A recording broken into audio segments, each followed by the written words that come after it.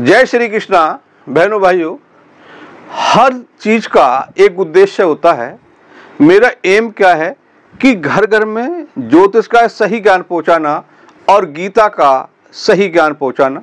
मेरे वही घिसे पिटे डायलॉग है कि जिससे कि मैं बताता रहता हूं समय समय पर कि मनुष्य के 4 ही पुरुषार्थ होते हैं: धर्म, अर्थ, काम, मोक्ष। जब हम किसी चीज को नहीं जानते और हम जानते हैं और हम जानना चाहते हैं आध्यात्म की ओर, तो हमें कभी कभी ऐसे गुरु भी मिल जाते हैं जो हमें भ्रमित कर देते हैं। इसलिए हमें गीता का अध्ययन जरूर करना चाहिए। जैसे कि कहते हैं कि 2 + 2 = 4, 2 और 2 4, तो सब जगह वही नियम है। जो श्री कृष्ण भगवान, जो परम पिता परमेश्वर हैं इस संसार के, पूरे ब्रह्मांड के, वो क्या कहते हैं।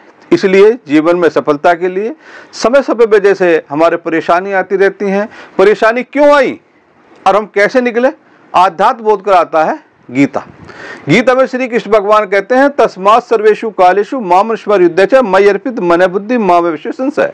बोले मन और बुद्धि को मेरे पर अर्पित कर दे और तू अपना कर्म कर, तो मुझे निश्चित रूप से प्राप्त होगा। सभी देखते हैं कि हम शिशु होते हैं, फिर यंग होते हैं, फिर वृद्ध होते हैं, फिर चले जाते हैं।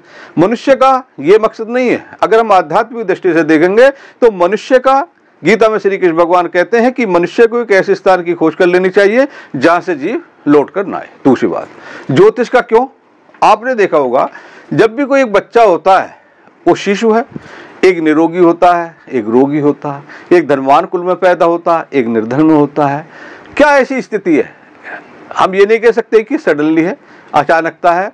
भगवान के द्वारा कभी भी कोई गलती नहीं होती। आप एक हमेशा विचार करके देखें कि एक आदमी सुबह से लेकर शाम तक सत्य कर्म करता है, पूजा पाठ करता है, सबके हित में रहता है, सबको सहयोग करता है। एक आदमी ऐसा है सबको परेशान करता है, उसकी हैबिट्स भी अच्छी नहीं होती, कर्म उसके गंदे होते हैं, सबको परेशान करते हैं। ये एक ऐसा तो है नहीं कि संसार एक सिस्टम से ना हो कि मनुष्य की पैदा हुआ खत्म हो गया, ऐसा कुछ नहीं है।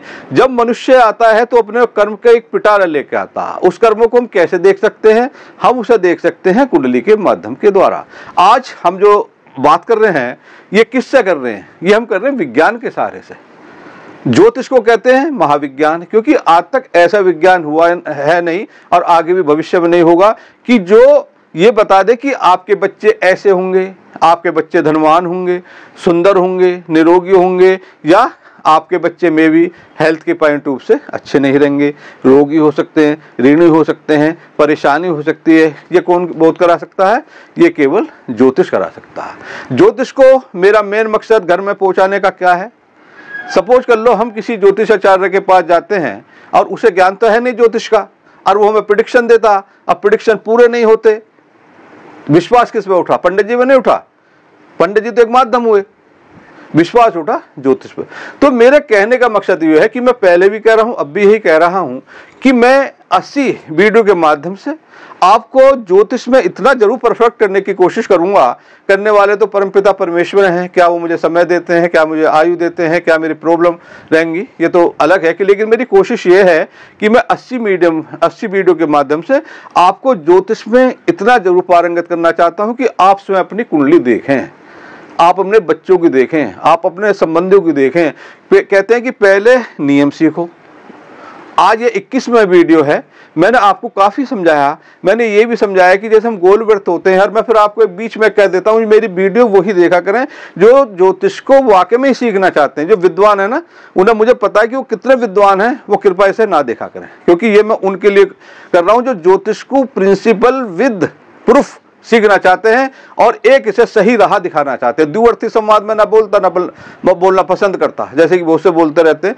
तो मैंने आप जैसे आए, सपोज दैट आज 21वें वीडियो है, तो मैंने 21वीं वीडियो में क्या मैं बात बताना चाह रहा हूं, और मैंने 20 वीडियो तक क्या बताया। हमने बताया कि कैसे एक हमने गोल व्रत लिया, सब जानते हैं 300 डिग्री है, ये भी जानते हैं, ये 12 हाउसेस हैं, हमने इन्हें ऐसे एक रूप दे दिया। फिर हमने बताया कि जैसे भाव होते हैं, जैसे ये भाव है, प्रथम भाव है, द्वितीय भाव है, तृतीय भाव है, चतुर्थ, तो इनसे हम क्या देखते हैं?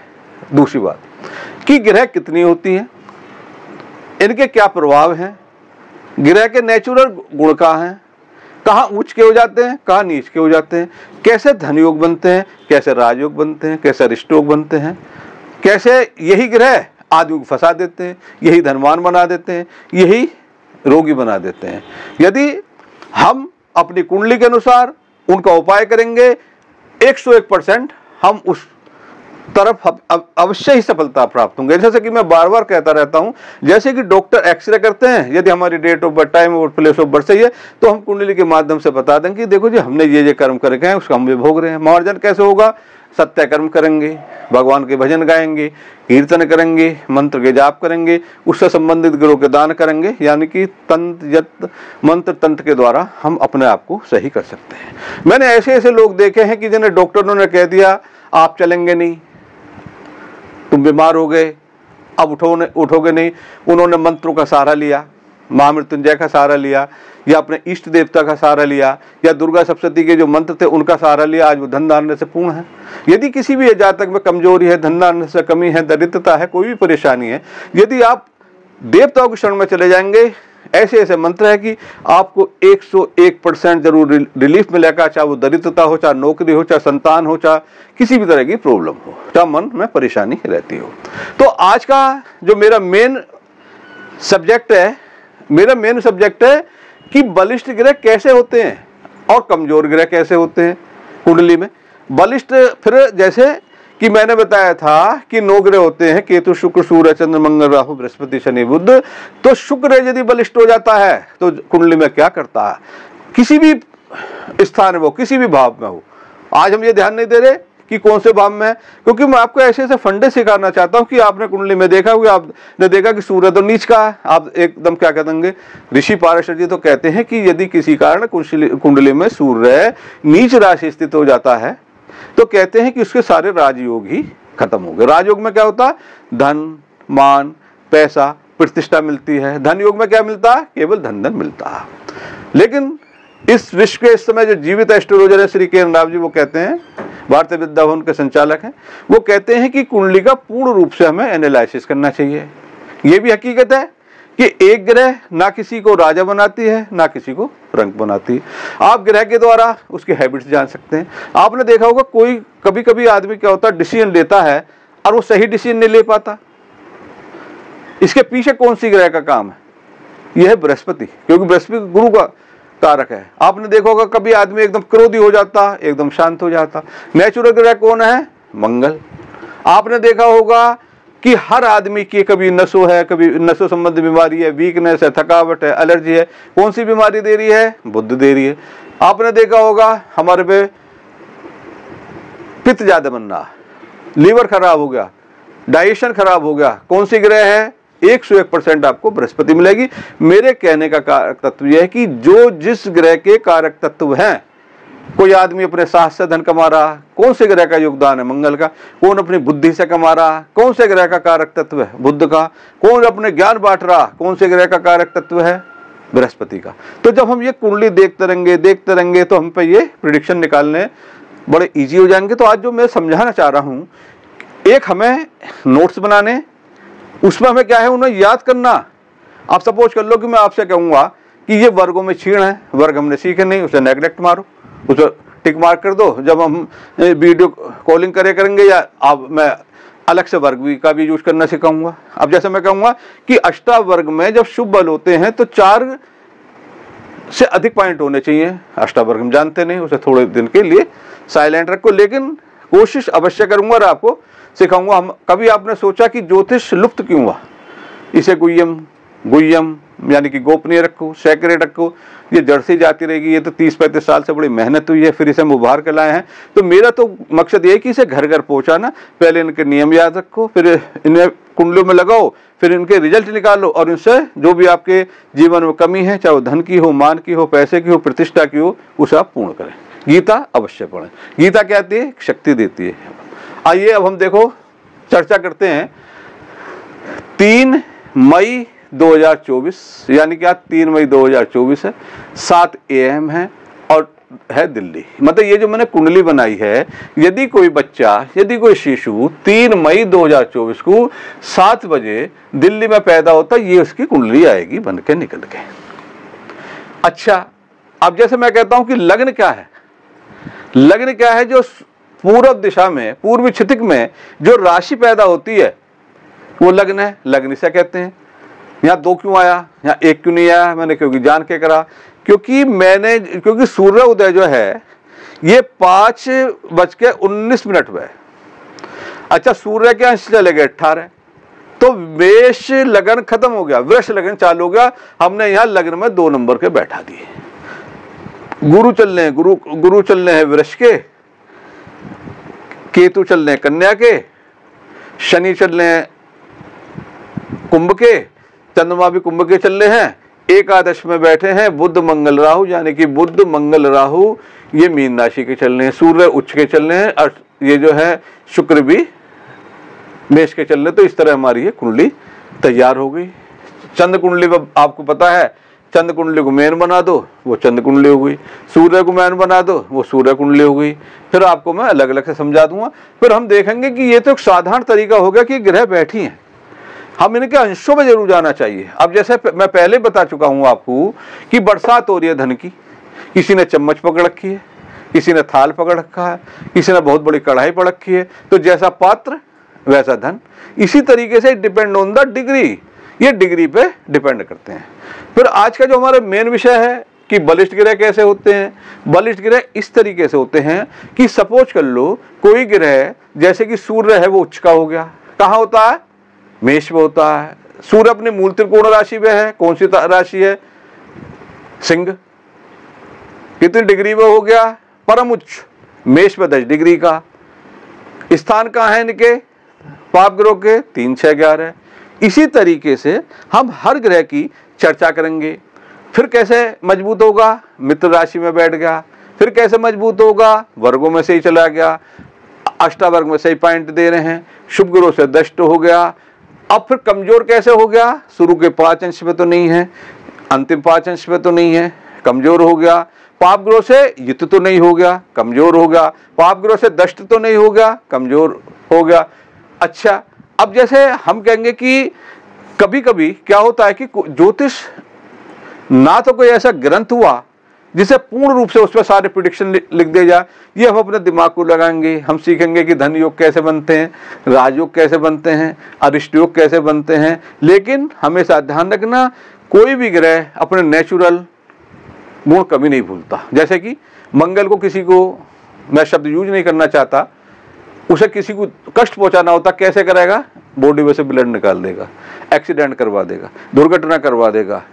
सूर्य कैसे करेंगे परेशान, हार्ट प्रॉब्लम दे देंगे, ऊपर से नीचे गिरा देंगे। बृहस्पति कैसे परेशान करेंगे, कैसे कष्ट देंगे, लीवर खराब कर देंगे, डाइजेशन बिगड़ जाएगा, पाचन क्रिया खराब हो जाएगी, उससे किडनी। तो हमें, मेरे कहने का तात्पर्य यह है कि मैं उन्हीं लोगों से बात कर रहा हूं जो ज्योतिष सीखना चाहते हैं। ये चीजें हमेशा जो नेचुरल वो है ये कभी ना भूलें, क्योंकि मैंने एक हैबिट बना रखी है कि जो मैं चीजें बताता हूं फिर हमारा शास्त्र क्या कहता है, शास्त्र के ही वचन मैं कॉपी में लिखता हूं। मैं आपसे उन्हें कहता हूं कि ये 101% सही है, आप इनके नोट्स बनाइए, आपको कभी भी कोई परेशानी नहीं होगी। मेरी बुद्धि भ्रमित हो सकती है लेकिन शास्त्रों की बुद्धि भ्रमित नहीं हो सकती, क्योंकि शास्त्र जो कहता है वो सत्य कहता है।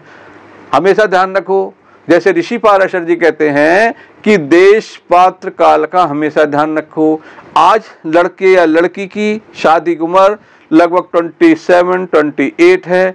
यदि हम 35-40 साल पहले पहुंच जाएं, वही उम्र 22-23-24 की होती थी, उससे पहले पहुंच जाएंगे तो अलग थी। इसे कहते हैं देश पात्र काल। आज हमारा जो विषय है मैं आपको कागज में समझाता हूं। आज हम केवल चर्चा करेंगे सूर्य के उच्च के क्या फल देते हैं और चंद्रमा क्या फल देते हैं, क्योंकि ये एक क्लास में पूरा नहीं होगा। फिर मैं बताऊंगा कि चंद्रमा जब उच्च के होंगे क्या करेंगे, गुरु होंगे उच्च के क्या करेंगे, जब कमजोर होंगे क्या करेंगे। आइए हम चर्चा करते हैं इन्हीं बातों को कागजों पर। मैंने लिखा क्लास है 21वीं यानी कि 21। आज हमारा विषय है कि बलिष्ठ ग्रह कैसे होते हैं। पेज नंबर है 1। यदि ग्रह उच्च का हो, ये जो नियम है ये सब ग्रहों के लिए है। ग्रह अपनी मूल त्रिकोण स्वग्रही अथवा मित्र राशि में स्थित हो। हमने ये भी समझ चुके हैं कि ग्रह उच्च का कैसे होता है, उसकी मूल त्रिकोण राशि कौन सी है, उसकी कौन सी अपनी राशि होती है। जैसे कि अब यदि हम बृहस्पति को लें तो बृहस्पति की जो राशि होती है 9 और 12 होती है, यानी कि धनु और मीन होती है। कर्क में वो उच्च का हो जाता है। उसके मित्र क्या है ये भी मैं आपको चार्ट में समझा चुका हूँ, यदि मैं दोबारा समझाऊंगा तो वीडियो हो जाएगी बहुत लंबी। तीसरा है कि शुभ ग्रह से युक्त अथवा दृष्टिगत हो। हम ये भी समझ चुके हैं कि कौन से शुभ ग्रह होते हैं, कौन से अशुभ ग्रह होते हैं। जैसे शुभ ग्रह होते हैं बुध है, चंद्रमा है, चंद्रमा पक्षबली के अनुसार होता है, शुक्र है और गुरु है। केंद्र अथवा त्रिकोण में स्थित, तो हम ये भी समझ चुके हैं कि केंद्र त्रिकोण क्या होते हैं। 1 4 7 10 त्रिकोण केंद्र होता है, 1 5 9 1 4 7 10 केंद्र होता है, 1 5 9 त्रिकोण होता है। शुभ वर्गों में स्थित हो, क्योंकि अभी हमने इसे पढ़ा नहीं है तो आप इस पर टिक मारे लगा सकते हैं जब हम इसकी अलग से चर्चा करेंगे। फिर मैंने लिखा यदि ग्रह नीच राशि का दब्ध अथवा प्रारंभ तथा अंतिम 5 अंश युक्त न हो। कहने का तात्पर्य है यदि कोई 0 से 5 या 25 से 30 होता है तो हम जब भी उसे भी हम कमजोरी मानते हैं। फिर लिखा मृत्यु भाग में ना हो। मृत्यु भाग क्या होता है, महर्षि पाराशर के अनुसार सम राशि के अंतिम 6 अंश युक्त ग्रह तथा विषम राशि कौन सी होती है, 1 3 5 7 9 11 के प्रथम 6 अंश युक्त ग्रहों की बलिष्ठता को प्रभावित करते हैं, यानी कि ये कमजोर हो जाते हैं। इन्हें कहते हैं मृत्यु भाव हैं। ऐसा नहीं कि फल नहीं देंगे, मतलब अधिक फल देने में असमर्थ हो जाते हैं।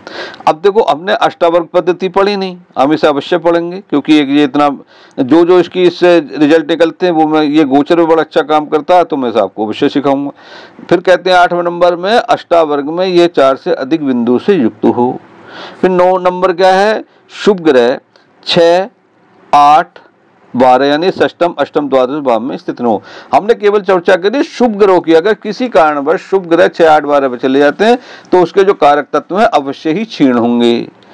अब आते हैं कि क्षीण ग्रह कैसे बनता है, कमजोर ग्रह कैसे बनता है। मैंने लिखा यहाँ क्लास 21 पेज 2। मैं आपको एक एक शब्द बताता हूँ कि मैंने इसमें क्या लिखा है। इसमें लिखने में मेहनत होती है। आप भी ये जगह चाहते हैं कि हम एक अच्छे ज्योतिषाचार्य तो नोट्स अवश्य बनाए, नहीं याद करा करें। फिर यही नियम हम कुंडलियों में लगाएंगे। क्षीण ग्रह कैसे होती है, उनकी क्या स्थिति बनती है। यदि ग्रह अपनी नीचस्थ राशि में स्थित हो, दब्ध हो। नीच राशि कौन सी होती है, मैंने बताया था कि 6 जोड़ देते हैं या 180 डिग्री जोड़ देते हैं। जैसे फॉर एग्जाम्पल सूर्य उच्च का होता है मेष का, यदि हम इस पर 6 जोड़ देंगे यानी कि 7, यानी कि तुला राशि में ये नीच के हो जाते हैं। उच्च का ग्रह अलग फल देगा, बहुत अच्छे फल देगा। नीच का ग्रह सूर्य ये आदमी को बदनामी, जो भी इसके कारक तत्व होंगे वो उसमें परेशानी देते हैं। ग्रह मृत्यु भाग में स्थित हो, मृत्यु भाग में हमने अभी चर्चा करी थी पहले। ग्रह शत्रु राशि में स्थित हो, भी एक मैंने चार्ट बनाया था कि जैसे मंगल जो है यदि बुध की राशि में बैठा तो हम कहेंगे शत्रु राशि में बैठा। यदि कहते हैं सूर्य शनि की राशि में बैठे या शुक्र की राशि में बैठे तो शत्रु राशि में स्थित होती है। ये हमने पहले वर्णन कर चुका। मैं आपसे एक बात जरूर कहना चाहता हूं कि जो यदि आप ज्योतिष सीखना चाहें तो हमारे जो फंडे हैं उन्हें आप अवश्य करें, क्योंकि कोर्स आगे बढ़ता चला जाएगा। और यदि हमको प्रारंभिक फंडे नहीं आएंगे तो हमें ज्योतिष में प्रॉब्लम हो सकती है। फिर मैंने लिखा 5 नंबर शुभ ग्रह षष्टम अष्टम अथवा द्वादश में स्थित हो। यदि हम 6 8 12 में शुभ ग्रह चले गए तो उसके कारण तो क्षीण हो जाएंगे, क्योंकि हम चर्चा कर रहे हैं कि क्षीण ग्रह कैसे बनते हैं। वर्गों में क्षीण हो, उदाहरणतः शत्रु राशि में, नीचस्थ राशि में। सपोज कर लो कोई ग्रह यहाँ अच्छा है नवांश में, नीच का हो गया तो अधिक फल देने में असमर्थ हो जाएगा। फिर हमने लिखा क्योंकि उसके थोड़े कंट्रोवर्सी थोड़ा वही है, विपरीत ही है, लेकिन मैंने इनके 2 भागों में विभाजित कर दिया था। फिर मैंने लिखा 7 नंबर में अष्टावर्ग में 3 से कम बिंदु से युक्त हो। 4 में मतलब नॉर्मल माना जाता है, 4 से ऊपर अच्छा माना जाता है, लेकिन 3 पे यानी कि 4 से नीचे ही ग्रह कमजोर हो जाएगा, अधिक फल देने में असमर्थ हो जाएगा। फिर 8 नंबर में लिखा अशुभ ग्रह से संयुक्त हो अथवा उसमें दृष्टिगत हो। जैसे हमने वहां कहा था कि शुभ ग्रह जब होता है कि शुभ ग्रह से दृष्ट हो, इस पर हम अशुभ ग्रह से दृष्ट हो जाएगा तो ग्रह क्षीण हो जाएगा। अब देखो हमें हर ग्रह में चर्चा करनी है, हम चर्चा करते हैं कि बलिष्ठ सूर्य क्या फल देगा। फिर मैंने देखो क्या लिखा क्लास 21, क्योंकि मैं हर जो मैंने लिखा वो बताना चाहता हूँ। पेज नंबर 3 है, यह है बलिष्ठ सूर्य है। आपको पता ही होगा बलिष्ठ सूर्य कैसे होता है कि हमने पहले चर्चा करी है ना। उच्च का हो, मित्र राशि बैठा हो, स्थान सही हो। अब बलिष्ठ सूर्य होगा मैं कह रहा हूँ ये किसी भी कुंडली में हम नेचुरल इसके वो समझ रहे हैं। बलिष्ठ सूर्य क्या कब फल देगा? अपनी दशा, महादशा, अंतरदशा, प्रत्यांतर दशा में। ज्योतिष तो आसान नहीं है, ज्योतिष कठिन भी नहीं है। ईश्वर की प्रार्थना करोगे ज्योतिष आपको 101% आएगा, लेकिन पहले उसके फंडे, उसके नियम अवश्य सीखो। बलिष्ठ सूर्य क्या क्या देता? दृढ़, शक्ति तथा सत। कहते ना मेरा बहुत बड़ा कॉन्फिडेंस है, मेरा एक चरित्र है, ये सूर्य के एक लक्षण है। पिता का अच्छा स्वास्थ्य, क्योंकि हमें उनके कारक तत्व याद करने हैं, क्योंकि सूर्य किसका भी कारक है? यश का भी है, मान का भी है, पैसे का भी, प्रतिष्ठा का भी, पिता का भी है। पिता का अच्छा स्वास्थ्य है यानी कि हेल्थ, जीवन में प्रतिष्ठा, समृद्धि, क्योंकि सूर्य पिता के कारक हैं। फिर क्या कहते हैं? बलिष्ठ सूर्य क्या देगा? साहस देगा, निरोगता देगा, निरंतरता देगा, स्थायित्व देगा, आत्मविश्वास देगा यानी कॉन्फिडेंस देगा। निष्कपट होगा, वो किसी से कपट नहीं करेगा, हैकर रहेगा, अपने डरेगा नहीं, तथा नेतृत्व गुणों से युक्त है। जैसे कहते हैं ना मैं कमांडेंट पावर है, तो ये डिपेंड होता सूर्य। आध्यात्मिक स्तर पर सूर्य आत्मा का कारक है, हमें प्रवृत्ता अंतिम सत्य की ओर अक्सर करने में अत्यंत सहायक है। क्योंकि जब हम इनके गुण पढ़ते हैं कि सूर्य क्या है? एक आत्मा है, शक्ति है, साहस है। चंद्रमा कौन है? मन है, लिक्विडेटेड है। क्योंकि हमें एक बार मन में ये गण के कारक तत्व हो जाएंगे, फिर हम इनके रिजल्ट निकालना हम स्वतः ही चालू हो जाएंगे। फिर मैंने लिखा 6 नंबर में प्रतिष्ठा, उच्च पद, सरकार तथा मालिकों के मधुर संबंध, राजनीतियों, शल्य चिकित्सा, उच्च पद पर युक्त सरकारी कर्मचारी, वैज्ञानिक, डॉक्टरों के लिए अत्यंत सहायक यदि बलिष्ठ हो। तो यदि सपोज कर लो हमारा सूर्य है, बलिष्ठ है, कौन कौन बन सकते हैं? हम शल्य चिकित्सक बन सकते हैं, नेता बन सकते हैं, कमांडेंट हो सकते हैं, सब में ऑर्डर चलाने वाले हो सकते हैं। ये इनके कारक तत्व हैं। सूर्य उच्च का होगा, हमें मान मिलेगा, पैसा मिलेगा, प्रतिष्ठा मिलेगा। 10th हाउस पे होगा तो अलग होगा, लग्न में होगा तो अलग होगा। लेकिन पहले हम ये सीख लेंगे कि बलिष्ठ सूर्य होगा तो ये मिलेगा, और इसी तरीके से हम हर ग्रह के विषय में हमें ये याद रखने हैं। मैंने क्या लिखा? विशेष बलिष्ठ किंतु क्रूर ग्रहों द्वारा पीड़ित सूर्य जातक को निर्कुश, निर्दयी, गुस्सेल और अधीर बनाता, यानी कि ये पाप ग्रहों से संयुक्त हो जाते हैं। आप पहले नियम को अवश्य ध्यान रखें।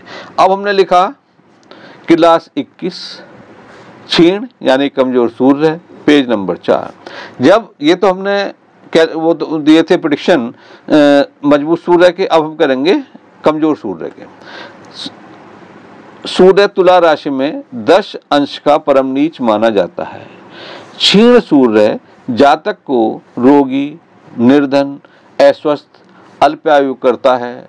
ऋषि पाराशर जी के अनुसार सभी राजयोग भंग करता। मैंने आपको अभी जो लेक्चर दिया था उसमें बताया था कि ऋषि पाराशर जी कहते हैं यदि किसी की कुंडली में कहीं भी सूर्य तुला के हो जाते हैं तो सारे राजयोग भंग हो जाते हैं। लेकिन ऐसा नहीं होता, हमें कुंडली का पूर्ण रूप से एनालिसिस करना पड़ता है, क्योंकि कुछ चीजें प्रैक्टिकल होती हैं, कुछ ऑप्थोरिकल होते हैं। फिर मैंने लिखा 3 नंबर, यदि अशुभ ग्रह द्वारा युक्त हो, अशुभ ग्रह आपको सबको पता ही है, अथवा अशुभ ग्रह सूर्य से सप्तम भाव में स्थित हो तो पिता को कष्ट देता। सप्तम क्यों आया? क्योंकि हर ग्रह की एक सप्तम दृष्टि होती है, क्योंकि कोई भी पाप ग्रह हो जाएगा तो वहां से देखेगा तो ये अपना रिजल्ट निकलना चालू हो जाएंगे।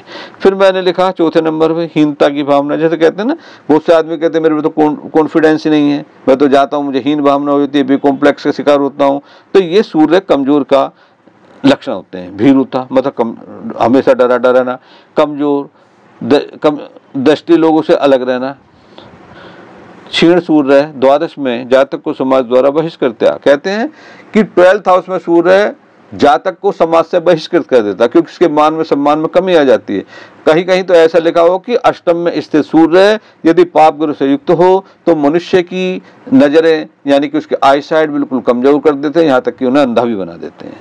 फिर आया हमारे 5 नंबर में, मैंने लिखा धन नाश, षष्टम अष्टम द्वादश भाव के स्वामित्व युक्त, यानी कि यदि सूर्य बैठे हैं 6 षष्टेश के, अष्टमेश के, द्वादश के साथ, तथा मंगल द्वारा पीड़ित दुर्घटनाओं का सूचक है।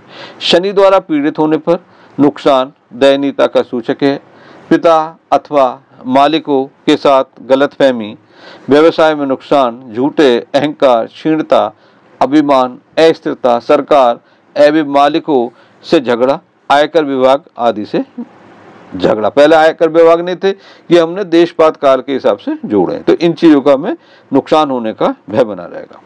फिर मैंने लिखा यदि बुध यानी कि बुध की कौन सी राशि होती है, 3, 6 तथा बृहस्पति की राशि में पीड़ित सूर्य फेफड़ों से संबंधित रोग देता है। कर्क राशि में पीड़ित सूर्य आंखों एवं दृष्टि से संबंधित रोग देता है। मंगल और शनि द्वारा पीड़ित होने पर आंतों से संबंधित फोड़ों की शल्य चिकित्सा का सूचक है। चतुर्थ अथवा पंचम भाव में पीड़ित सूर्य हृदय रोग का सूचक हो सकता है। कहते हैं ना सूर्य हार्ट का भी है।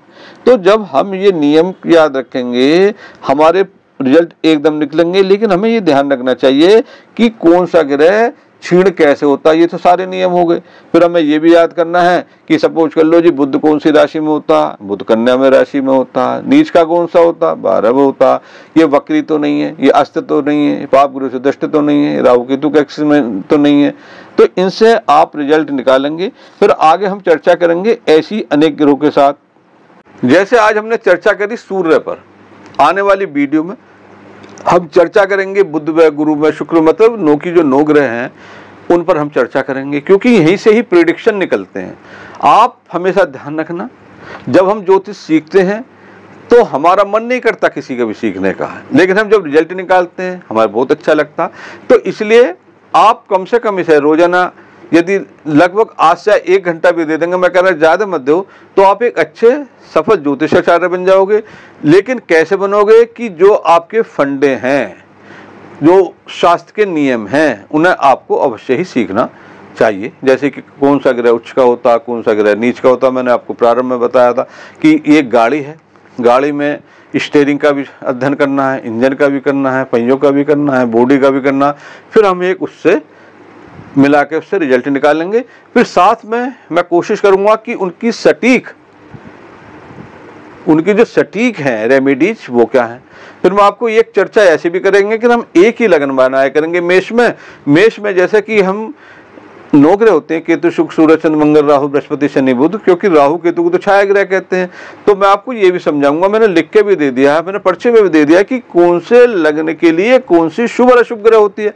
अब जैसे कि आप इस समय में समझ रहा हूँ सभी कंफ्यूज हो जाते हैं। जैसे मैं कह रहा हूँ कि कर्क लगन के लिए मंगल योग कारक हो जाता है, मतलब केंद्र त्रिकोण का स्वामी होता है। दूसरी तरफ हम कह रहे हैं कि मंगल पाप ग्रह, लेकिन वो उस लगन के लिए वो पाप ग्रह नहीं रहेगा। आप थोड़ा पेशेंस रखें, नियम सीखें, आप अवश्य ही एक अच्छे एस्ट्रोलॉजर बनेंगे। बशर्ते यही है कि आप इनके नियम सीखें। मिलेंगे फिर इसी तरह की वीडियो के साथ। जय श्री कृष्ण भगवान की।